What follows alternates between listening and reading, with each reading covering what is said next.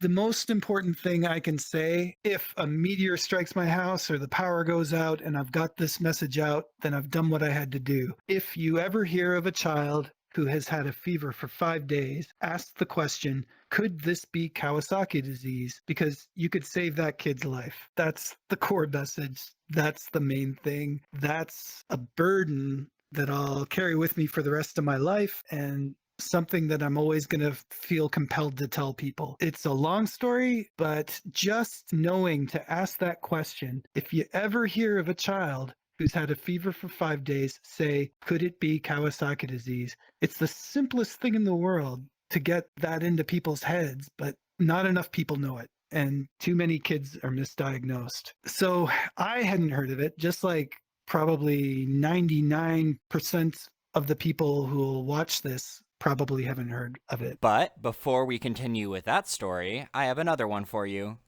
Have you ever had someone threaten to use your personal information against you? Back in 2019, I was active in Pokemon Go, and at the time I was just coming out trans. A few people, they claimed that my personal information and started spreading like false things about me. Do you think having access to a service that removes your personal information from the internet would make you feel more secure? Oh, definitely. Incogni, which is the sponsor of today's video, allows you to put in your information and then immediately have them send emails to all of the companies that store it, telling them to take it down, and they legally have to comply. Does that sound helpful to you? Oh, definitely. Go to incogni.com/Azeel to start today.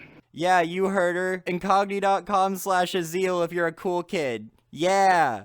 It was 10 years ago, and I had two kids, a 5-year-old and a kid who was just about to turn 2. Little kids, especially in those early years, 2, 3, 4 years old, they get sick a lot because they go to school, they go to daycare. There's all kinds of things that they can pick up. Having a runny nose or a fever or some kind of infection is a pretty normal thing. Their immune systems are learning to deal with all kinds of stuff in those early years. A kid with a fever, that's just something you deal with. But our kid, he was coming up on his 2nd birthday. We'd been talking about what kind of a cake he wanted for his birthday, a Superman cake. But then he had this fever that lasted for several days, and it was a pretty ragey one. I tried giving him Tylenol or Advil or one of those to bring the temperature down and make him more comfortable, but it was just really persistent. So didn't get particularly worried, but took him to see the doctor. The way these things go is they have to start ruling out possibilities and what could it be. Maybe it's a bacterial thing. You can get a prescription for antibiotics or something. It's 10 years ago now, so I don't even really remember what the steps were in diagnosis, but the fever, we were unable to control it. It kept coming back and it kept raging on, and sort of at around 4 or 5 days of this fever being persistent, went back to the doctor again, and it was our 2nd visit. He was kind of perplexed about what could be going on, but one of his residents, meaning a young student who was doing their residency in his office, said, I wonder if this could be Kawasaki disease. It's something she'd learned about in medical school recently. And our doctor said, I suppose that's possible, but my kid didn't really express all the symptoms of Kawasaki disease very obviously. But the question was still there. Kawasaki disease is something that when it's fully expressed with all the symptoms is really obvious that the kid's really sick. There's 5 sets of symptoms that you can look for: bloodshot eyes, a rash on the body, swollen or red hands and feet,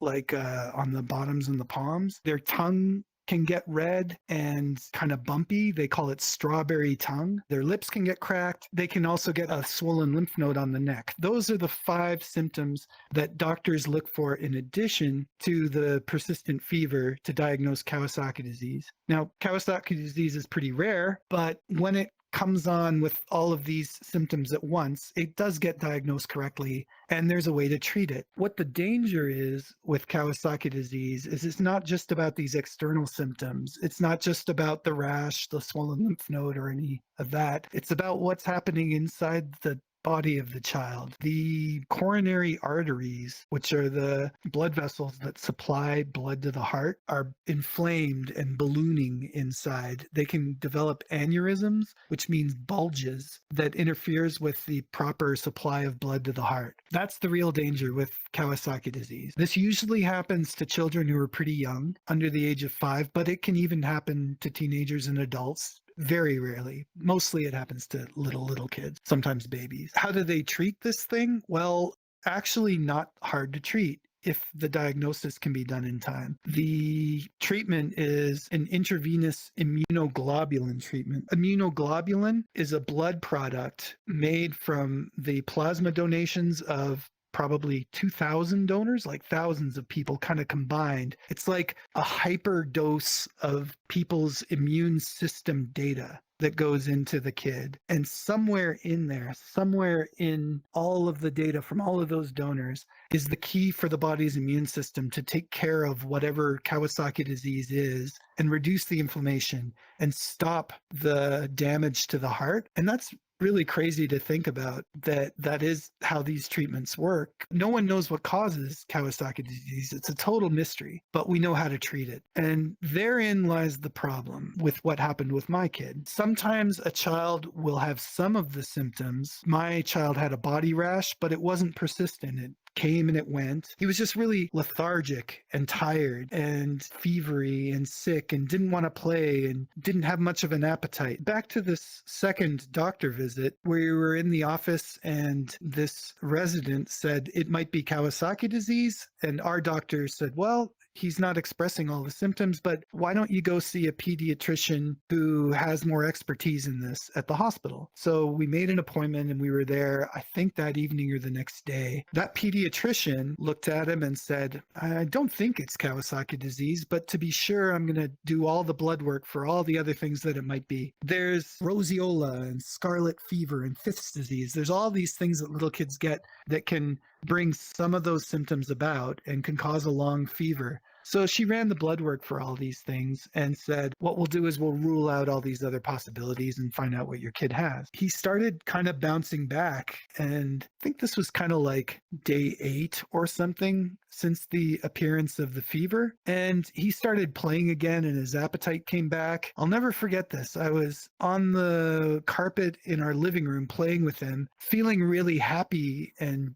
kind of joyful to see him perking up and becoming normal again in his behavior. He was smiling and playing and laughing a little bit, and we were having fun together, playing with his toy ship. And then I got a phone call from that pediatrician who'd taken his blood work at the hospital. She said, I've ruled everything else out. All the blood work came back negative. It's not anything else that is on my list of things that we can suspect and diagnose. So please, you need to take him in for treatment for Kawasaki disease. Although, she said, I can't make a positive diagnosis. I can't be sure that it's Kawasaki disease because he's not expressing any of those other symptoms consistently. So this moment on the phone, he's sitting there on the carpet playing, he's perky, coming back, being seemingly healthy again, but this doctor's telling me something terrible might be happening, but she can't say if it is or not. And that was kind of a strange moment and a weird tension. So I asked her, I said, what are the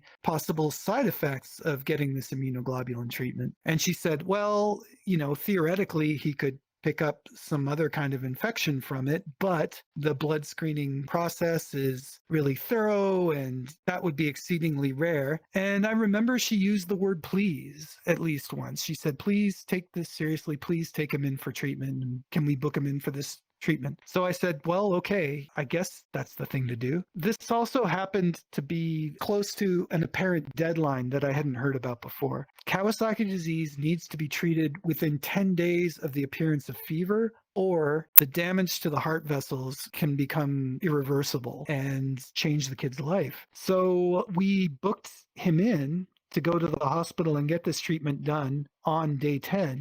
That would be the deadline. And this pediatrician, though she was saying, I don't know if it's Kawasaki disease or not, but here's day 10, we should get him treated just in case. So packed up a bag for him and everything. We booked the appointment. I think it was the next day we went into the hospital, which was day 10. since the appearance of fever, since we started noting his temperature. Spent the day in hospital. He had an IV drip in his arm. When my kid was getting the IVIG treatment, the immunoglobulin treatment, when he was on the drip, a shift change happened at the hospital, and another doctor came on, another pediatrician. This guy was an older male pediatrician, probably in his 60s or something, and he looked at my kid's chart and checked him over and very dismissively said to me, "This kid doesn't have Kawasaki disease." And the implication was the way he said it and his body language and the way he moved on his route was that he thought that this was a silly thing for me to be doing or for us to be doing, that some other doctor had made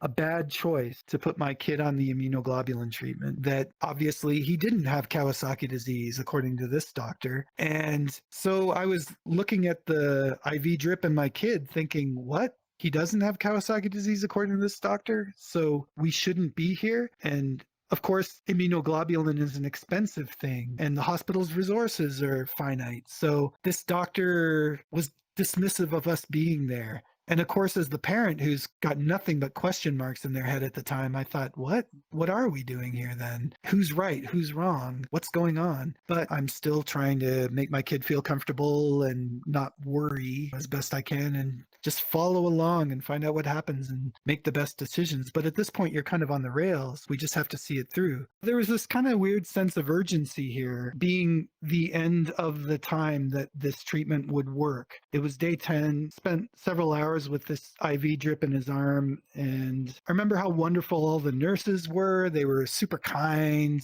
They're in a children's wing of a hospital. They're really good at making the kids feel relaxed, and there's books and toys that the kid can play with. Like a 2-year-old is so primal and innocent, and they need entertainment and they need comfort. So as a parent dealing with a kid who is in some kind of medical peril, it's a strange tension between wanting to make them comfortable and making them feel like everything's okay and they're safe, but also you're kind of making notes in your phone about 3:00, nurse came in and took temperature was, typing stuff in to keep track. Because that's another thing when you go to a hospital is, as a person who's advocating for a patient, like your loved one, you kind of need to keep track of things yourself as well. So I was doing that, and my kid went through the treatment, got the IV, and then we had to transfer to another hospital for the evening so that he could have an echocardiogram the next morning. An echocardiogram is they put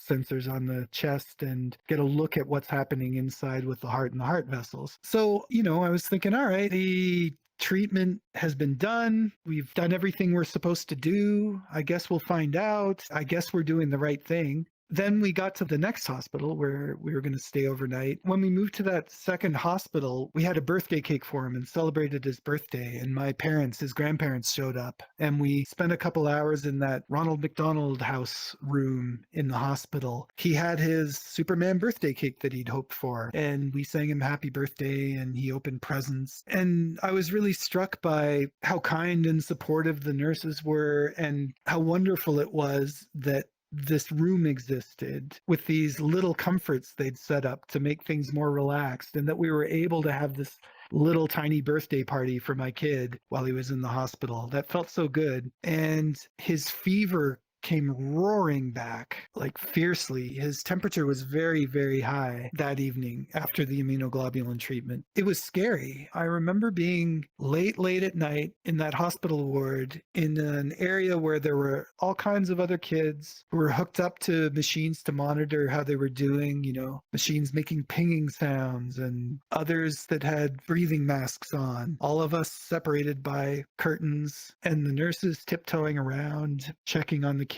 In my child's case, they kept coming in to take his temperature, which was scary high. And I sat up with him, just sitting there holding his hand while he slept, and nurses coming in to take his temperature, and his temperature being so high for so long. And I remember sitting there late in the evening, late in the night. It must have been 2 a.m. or something. And I was sitting there awake thinking, what's going on? This is totally out of my control. I have no idea what's going on inside his body right now, but things seem bad. And I thought I might lose my son. He might die tonight. for all I know. And being confronted with that kind of question really makes you take stock of things, and you think in a different way on a different plane. And I went through something very strange that evening because I was confronted with that. I was raised in a church. I won't name the church. I was raised going to church and practicing religion,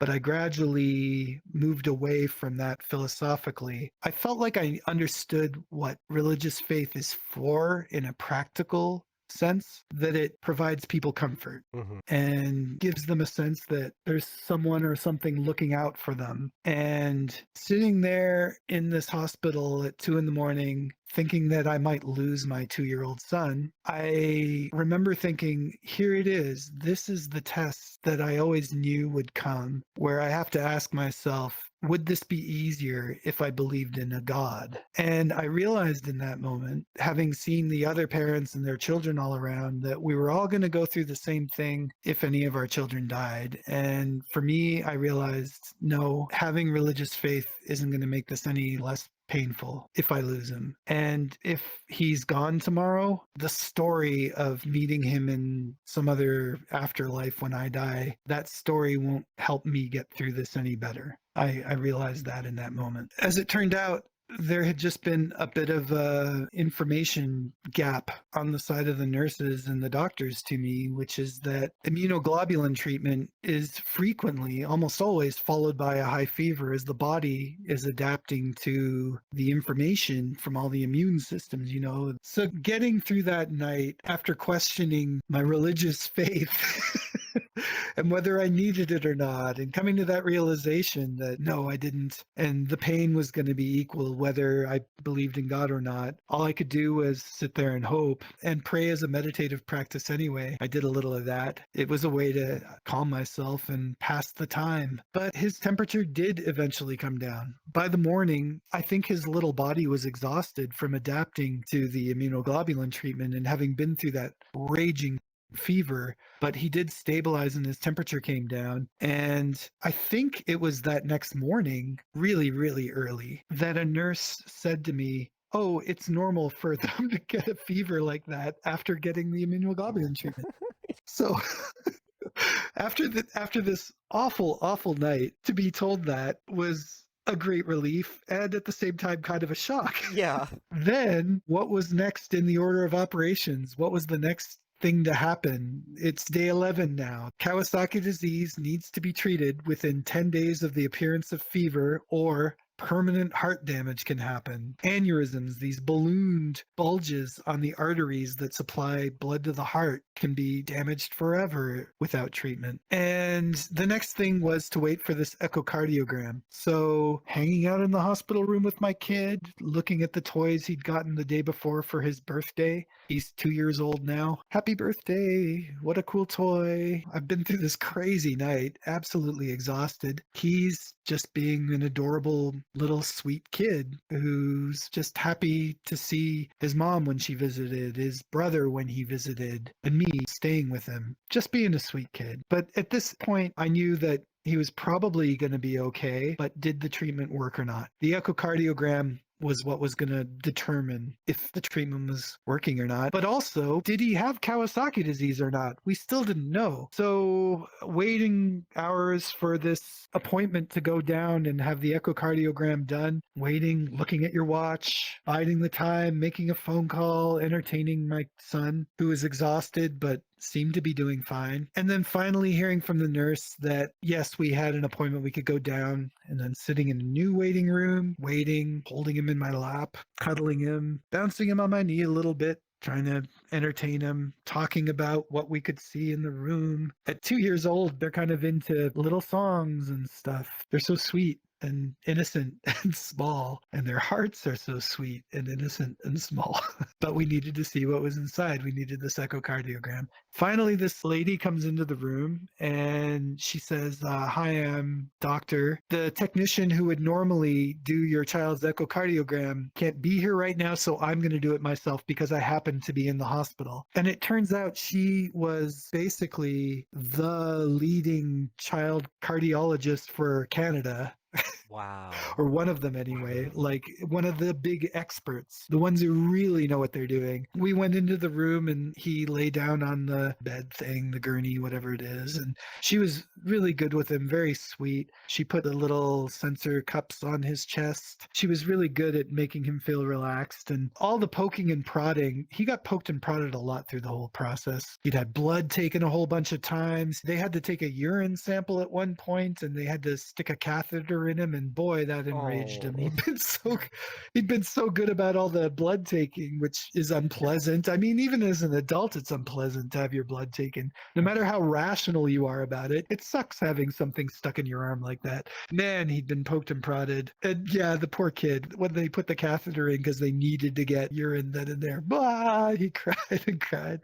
Anyway, back to the echocardiogram. This doctor was very gentle and kind about putting the suction cups on him, but he'd been through so much at that point. I was so sensitive to his feelings and, oh gosh, I hope he reacts okay to this and can be calm. And I hope this all doesn't upset him more. But he was pretty relaxed. She started looking at his results on the monitors and immediately she said, oh yeah, this was Kawasaki disease. And to me, that came like a thunderclap because all this time since we'd heard about it, since I first heard the words Kawasaki disease, there had been this question mark all along because he wasn't expressing all of those symptoms in the obvious way. And she said, yes, this was definitely Kawasaki disease. It's called incomplete Kawasaki disease if the kid doesn't have all the obvious symptoms. The scary part of that is that for a kid to get treated, you need so many things to go right because it's not obvious. And what's happening inside their body is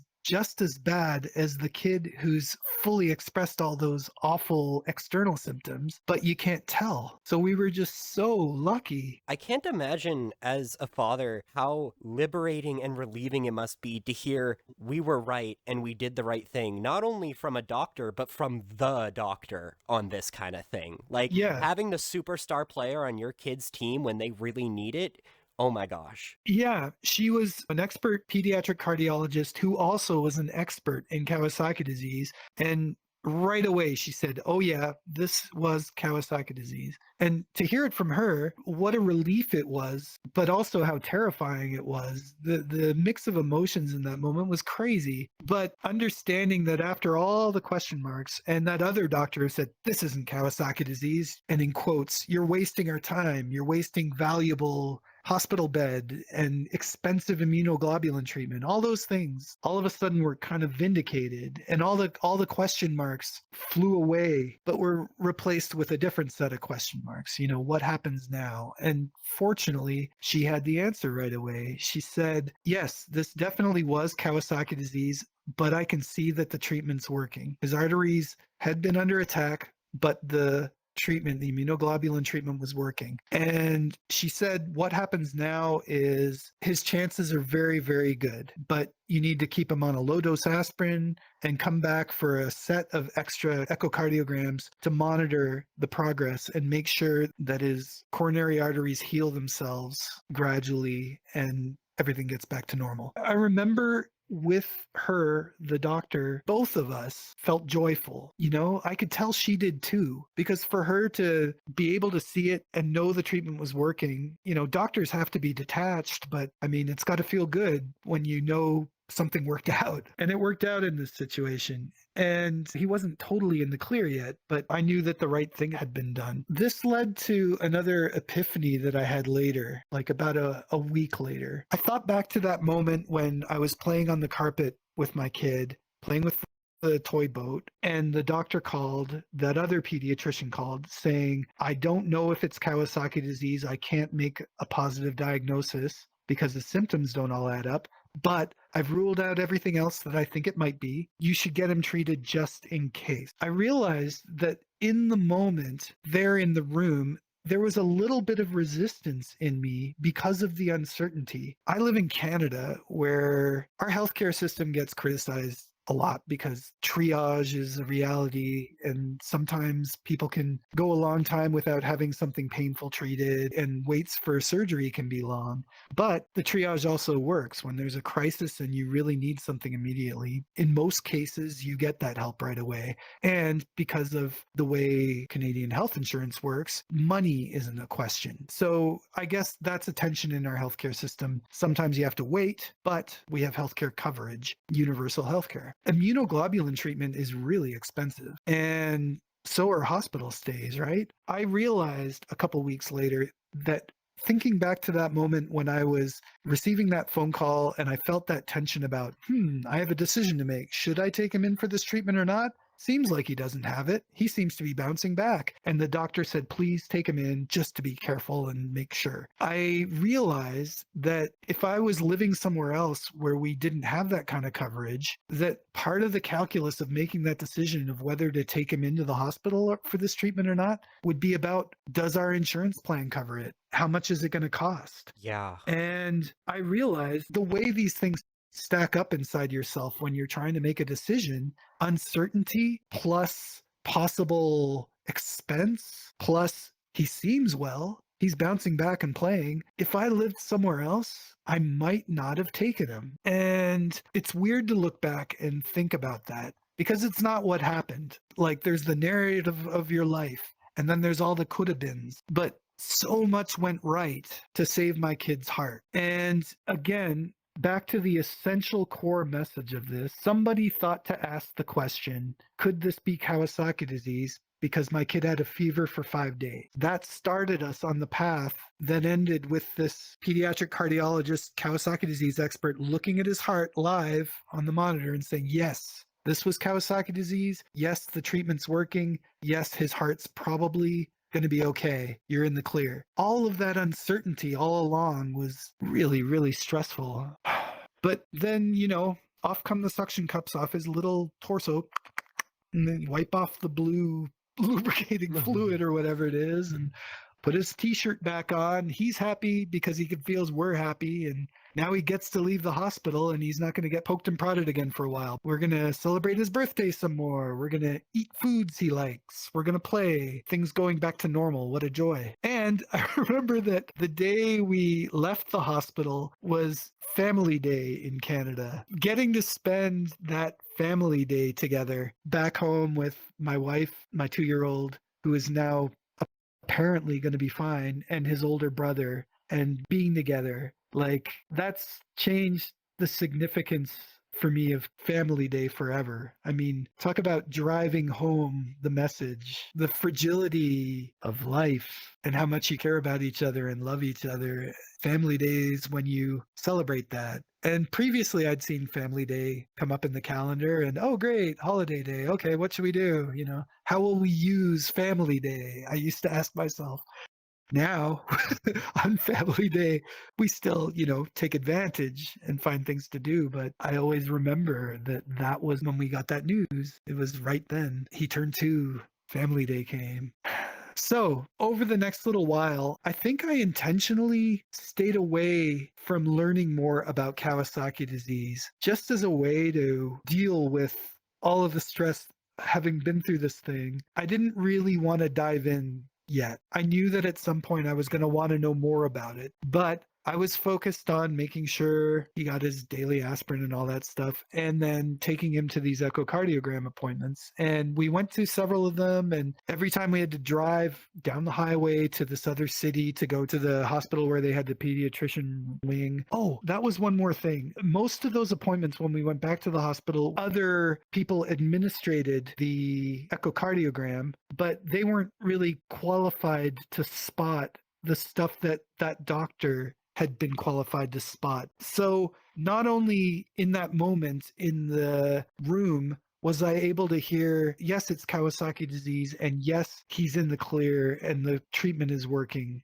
But I said something at some point about like, wow, I'm just so lucky that it was you who did this here and now, and you're able to tell me this. And she said, yeah, because pediatric cardiology, it's tricky, and a lot of other people who would be administering the echo would be able to make recordings and stuff, but they wouldn't be able to see what she was seeing with the same nuance. So just so lucky that it was her. But went back for subsequent echocardiograms, and his trajectory toward a normal, healthy heart proceeded as normal. And then I think it was probably 6 months down the road or something. I can't remember exactly how long it took, but this is 10 years ago. I'm remembering all these things. We went for one more echocardiogram and then waited to hear from the pediatric cardiologist. And she called up and said, he's in the clear. You don't have to come back for any more echocardiograms. His heart is perfectly healthy. He's back to the way he was, essentially. And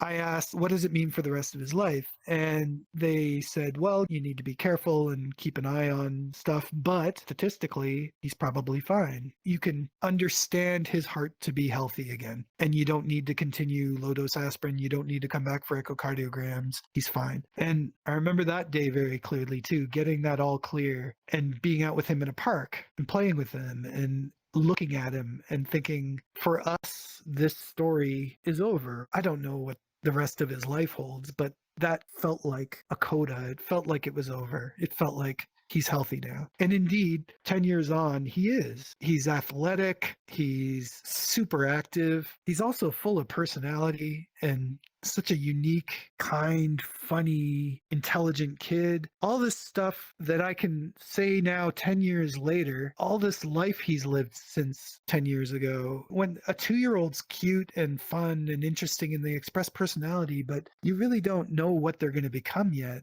Like, they're still in diapers. They're still toddling around. They still don't have full command of the English language or whatever language they speak. They're still so little. And 10 years later, to think back to those stops in that story and realize now he's a person who I know better. I don't know how to articulate it other than that. I guess I haven't really thought of this before, but he's grown and become someone that he wasn't then. You know? You got to see what the tree looked like once it had grown for so many years. That's a beautiful way to put it. The tree growing. Yeah, absolutely. He was a little sprout when we went through this thing. Now he's a beautiful, healthy sapling with healthy green leaves. There's so much more room to grow.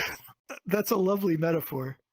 Yeah. So when I got that all clear, I think it was around 6 months after or something, and they said, we don't need you to come back for any more echocardiograms. We have all the data we're going to need. He's healthy. He's fine. He gets the big check mark, off you go into his life. That was when I do people swear in these things? Can you bleep us? Totally. I feel compelled to swear here because it really exemplifies how I felt. The day or two after I got that all clear, that's when I kind of stood up and thought, what the fuck was all that about? What the fuck is Kawasaki disease really? Because his chapter being closed with this stuff suddenly made me go, all right, what was the deal with that? And I started thinking back to all the uncertainty and the craziness of it and the chance of it, how hard it was to diagnose. And I thought, all right, I got to learn more about this. And then the next thing I remember, again, 10 years ago, about this story was sitting in a cafe on my laptop, and I typed in Kawasaki disease and started reading about it more. And I saw a video on YouTube, a kid who looked to be about 10 or 12 talking about how he had Kawasaki disease and it hadn't been diagnosed in time, and he has permanent heart damage and has to live on blood thinners and can't do all kinds of physical activity and stuff. And this kid in the YouTube video looking in the camera saying, please tell people about this so more kids can get diagnosed in time because I was diagnosed too late. And this kid saying this so matter-of-factly in the video, but making that appeal made me think, yeah, I need to tell more people about this and see what I can do. Like, what is the deal with this? So I emailed that doctor, the pediatric cardiologist who had given him the all clear. And I said, hey, I want to help spread the word about these symptoms and stuff so more kids luck out the way my child did. And she said, okay, well, here's the name of a lady who's starting an organization called Kawasaki Disease Canada. And I thought, oh, great. Okay, cool. I'll look her up. And just by coincidence, this woman happened to live in the city I live in. So, all right, let's meet up for coffee over a little email chain. And next thing I know, in that same cafe where I had found this video of this kid and started reading articles, I was sitting across the table from this woman who has decided to spend energy to spread the word about Kawasaki disease so more children can be diagnosed in time and treated. And she told me her story, which was that when her kid was 7 years old, he came walking into their bedroom. You know, she was in bed with her husband in the morning, sipping coffee or whatever. And their 7-year-old kid came in the room and said, I don't feel well. And he dropped dead of a heart attack right in front of them. Yeah, she had no idea. Neither of them, she or her husband, had no idea there was anything wrong with him. But then suddenly he's dead. And the autopsy revealed that he had had incomplete Kawasaki disease, just like my kid, just around the same age, but no one had ever asked the question, could this kid have Kawasaki disease? And they didn't remember anything about him having a fever for 5 days or any of that,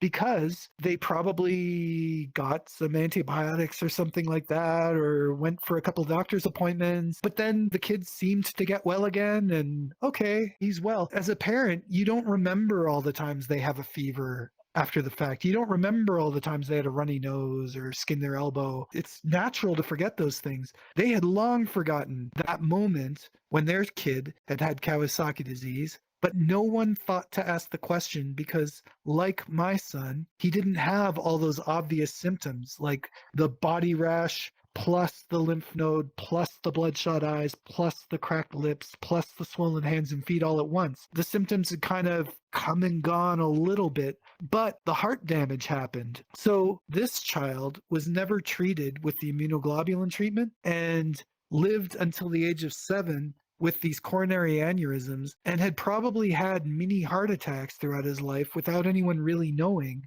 and then died at the age of 7. So she and I, she'd already started this mission. We got to start spreading the word about these symptoms so more people hear about it. Because in my child's case, that's all it took. Someone thought, fever for 5 days, could this be Kawasaki disease? Which put the question and the words into the mind of the parent, who can then ask a doctor. And then you get on that train of let's rule out the other things. And remember, in my kid's case, it was treat him just in case. They were never able to diagnose it until after the fact, after the treatment with the echocardiogram. So I worked with this organization to try to spread the word about Kawasaki disease. And how do you do that? Well, social media, but your social media circle only goes so far. And one thing we did was get newspaper articles written in national papers, local papers. You basically put together your story and send it to a reporter and say, could you write about this? And they do. But that's something that happens, and then someone reads it on their coffee table, and then that person has it in their head.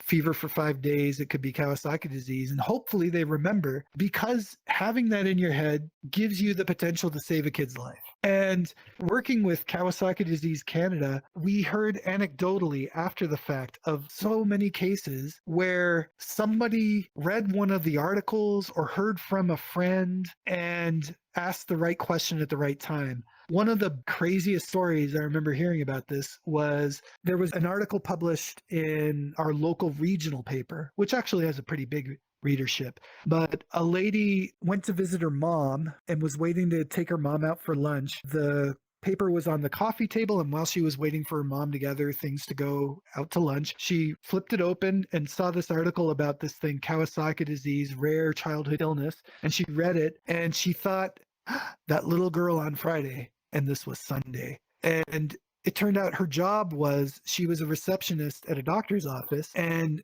she read this article, recognized enough to call on her cell phone the doctor that she worked for and say, hey, do you remember that little girl who was in on Friday? I just read this article in the paper about this thing called Kawasaki disease. Do you think it could be Kawasaki disease? The doctor then calls the parents and says, I know this is going to sound crazy. Please take your child into the hospital today to get this immunoglobulin treatment. And it was day 10, and they did. And just like with my kid, she was saved. This little girl was saved. But think of that chain of things that had to happen. It was the chance. The doctor, because the symptoms were incomplete, hadn't been able to diagnose it. They were still somewhere in the process of trying to figure things out. What could be wrong with this kid? But they didn't have all the information they needed to think about Kawasaki disease. It just didn't come to mind. And then someone's flipping open on paper on their mom's coffee table and happens to be someone who remembers this little girl from Friday, and that saved that little girl's life. That's not the only one. We also heard of a time where somebody was at a hockey game and another kid didn't show up, and where's Billy or whatever his name was? Oh, he's really sick, he's got this fever, man, it's been going on, it's like 5 days.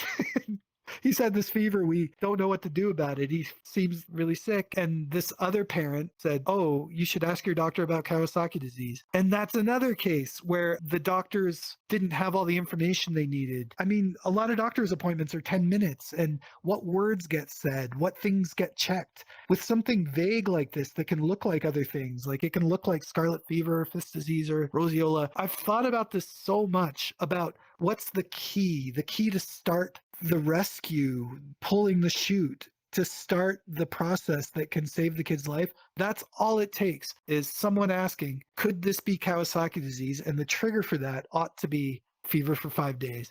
Maybe it won't be. It's rare, and it probably won't be. But if it is, you could save the kid's life. Don't play games with that shit. No, the range of outcomes that can happen with this is like my kid. They get the treatment and their heart becomes healthy again, and off they go, like you said, to grow into a tree. But then there's other kids who are out there with the heart damage and no one knows they have it. So when you hear of a kid who's 19 years old playing basketball, seems perfectly healthy and drops dead of a heart attack, oh, a tragedy. I know right now it's popular to go, it must be the vaccine. That's another thing that I'm kind of grateful for, is all of this happened with my family before the COVID-19 pandemic. There was one less muddying the waters question, and it was muddy enough already. But we didn't have that whole thing about was it a vaccine? No, it wasn't. And to be frank, I've read about this, in fact, just yesterday, because I was going to talk to you, I went on to a Reddit thread about Kawasaki disease just to get my head back into it and read what parents were saying. And unfortunately now, that uncertainty and that kind of stress is now compounded with all this news about the vaccines and COVID, and both of those things can be inflammatory, right? And I mean inflammatory in terms of the body, not emotionally. So it's even scarier and harder for parents to figure it out now. But from my experience, we have to focus back on that. If your kid has a fever for 5 days, ask about Kawasaki disease. That's a strange thing that I live with now. I don't want to call it survivor's guilt, because I know about that phenomenon from hearing about other people who've experienced that. I feel blessed and fortunate and so grateful that we were fortunate enough that someone asked the right question at the right time. But I don't feel guilty about that. I just feel fortunate. I mean, the other outcomes could be not knowing the kid had it and he drops dead later. And some kids can have those aneurysms and they heal over time anyway. That's another possible outcome. But then there's yet another outcome that's common with Kawasaki disease, especially incomplete Kawasaki disease, is it does get diagnosed, but too late. That 10-day cutoff really matters. If you get treated on day 12 after the appearance of fever, the chances of the immunoglobulin treatment working are so much less. Like, it might not work at all, and it probably won't. That's why there's a ticking time bomb thing going on with this. Kawasaki disease, with its main set of obvious symptoms, when a kid is really, really obviously sick, they're probably going to get diagnosed and treated in time. It's that incomplete thing where the symptoms are wishy-washy. That's a nightmare, because so much has to go right, and there's this ticking time bomb of 10 days of possibility to diagnose and treat in time. Or they could live with blood thinners for the rest of their lives. You have to decide where and when you can go on vacation because you need to be near a hospital just in case. The child might need bypass surgery, daily blood thinners, shots every day, and a lowered life expectancy. That's what happens if the child's diagnosed but treated too late, if things don't go right for the kid's heart. But then again, there are cases where the child's heart can heal itself. So I don't feel survivor's guilt in terms of it could have been one of those other outcomes. But I do feel a burden, which is that I feel like I need to keep telling people about this because right now, while I'm sitting here with you in this field of lilies, there's a kid who has Kawasaki disease happening. It's attacking their heart right now, and no one knows. And the right questions aren't getting asked, and they're going to be missed. And then what happens inside that child's chest to their heart? If they're really lucky, it all irons out and heals itself. But they might walk around with a little time bomb in their chest after that. And nobody wants that. If there's something you can do, you kind of have to. So that's why my burden is to tell people fever for 5 days in a child. Ask the question, could this be Kawasaki disease? That's all it takes to remember that, because then you have something in your memory banks. You may never be in a conversation where you hear about a kid who's had a fever for 5 days. But if you do hear that, asking that question, have you asked your doctor about Kawasaki disease? At least opens the door in case it is what's going on. Because I'm sure that there's lots of kids walking out around in the world right now who need more people to know that. And the weird thing about the burden of that is that you can't be a lunatic who every time you meet someone, you know, hi, my name's Bill. Have you ever heard of Kawasaki disease? You can't live like that, right? But at the same time, you have to feel like you're doing enough to get the word out. There's a Kawasaki Disease Awareness Day, which is January 26th. And last January 26th, it came around again. And I thought, oh, okay, I got to remember this, focus on it, get the word out. So tippity tap in, the social media channels. But the social media channels only go so far. They don't echo very far out because anybody who knows me or is on my social media is going to go, yep, every year, Kawasaki disease. Okay, yeah, I'll share. But how far does that ripple out? Not that far. It's about finding new channels and new ways to get that information out that matters. And that's why I'm here with you, because I wanted to share the story. But I'm hoping that your viewers, whether they take in my whole story or not, that they'll come away with, yeah, if I ever hear of a kid who's had a fever for 5 days, I will ask, might it be Kawasaki disease? And that might save that kid's life. It's that simple. So finding more audiences and getting people to share that is important. But what happened to me this past January 26th, the 10th one since my kid went through it, I was in the kitchenette where I have my office, washing my lunch dishes. And this guy I know, one of my colleagues, came in who I hadn't talked to in a week or two. So I said, hey, how's it going? Oh, how are your little kids? I know he has 2 little kids. Mine are older now. Mine are teenagers. And, oh, they're fine, blah, blah, blah. And I said, oh, yeah, it's Kawasaki Disease Awareness Day. So remember, Kawasaki disease, fever for 5 days. And he said, huh? I said, have I never told you about this? And he said, no, what's Kawasaki disease? And in that moment, I realized I've known this guy 6 years in person. We don't talk every day, but I've known this guy 6 years and interacted with him and had laughs with him and talked about all kinds of things. Somehow, in that 6 years, I never mentioned to him about Kawasaki disease. And I realized, oh my gosh, what does that mean? That's where that burden thing comes back. In that moment, I was like, whew, 6 years in to my friendship with this guy, my work relationship with this guy, I'm getting the word out. But how did I fail to do that before? That's what I mean about that burden. That's the thing that I carry with me, not survivor's guilt. I feel the not spreading the word enough guilt, I guess. Okay, Azil, I've been ranting and on a big outpouring. What would you like to ask me about this? How does it feel not just to raise awareness, but to hear your own story told through your voice in one go like this? I gotta admit that sharing the personal aspects and your feelings and those moments, like that moment where I talked about faith, that's intensely personal. I kind of feel like in storytelling, those are the kinds of things that help people remember and connect to a story. If I just came out and said, here's the facts, here's the symptoms, it might not resonate with people in the same way. So with Kawasaki Disease Canada, with that organization, when we've told our story, either to a news outlet or a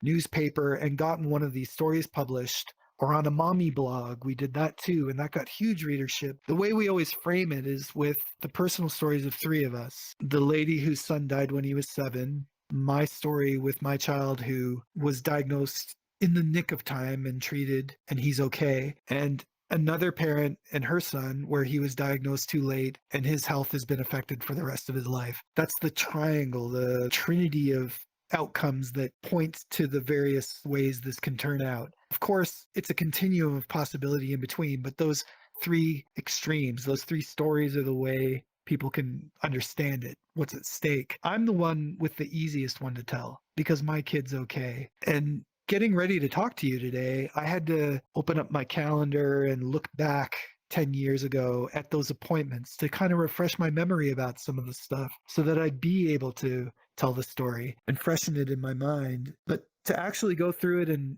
dwell on it and think about those facts and think about those memories or look at pictures of my kid and myself and my family from that time, it's kind of traumatic, to tell you the truth. But that makes me think of those other parents who have the more difficult outcomes, the really hard outcomes. They tell their stories. And I can't imagine what that feels like because they, like me, feel compelled to get the word out because we know there are kids getting misdiagnosed and missed out there. And we know that by sharing the stories of our own experiences that we can save more children. Kawasaki Disease Canada's motto is, "Together we can share a child's heart." And I don't know who wrote that motto, but it's pretty smart. It's together sharing our stories and the symptoms. The farther we can spread that, I don't need everyone to dwell on the story.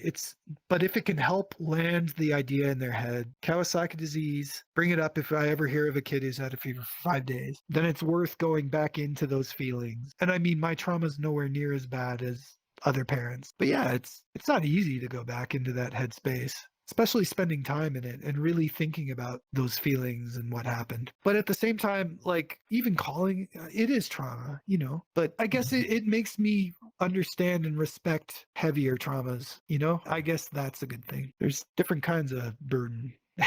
Yeah, you live with relief and not regret, but reliving that moment where you didn't know which you'd have was still a very real experience today, and I'd like to thank you for it. Yeah, well, thank you for letting me tell it again and sharing it. If anybody listening to this comes away remembering Kawasaki disease, if a kid has a fever for 5 days, I should remember that and ask it. That's a little power that you have locked away in your memory. You can save a child's life. It's like you just gained a new spell of healing in this moment. Use it. Yes, what a great way to talk about it. It's a healing spell. It is. Thank you again. Thank you for letting me do this. And it'll take a little coming down, but I'm glad to have done it. In the moment sitting here, rationally, I understand that it was a good idea to go back and share the story again. Emotionally, it feels kind of odd, but I know that I'll feel really good about this later.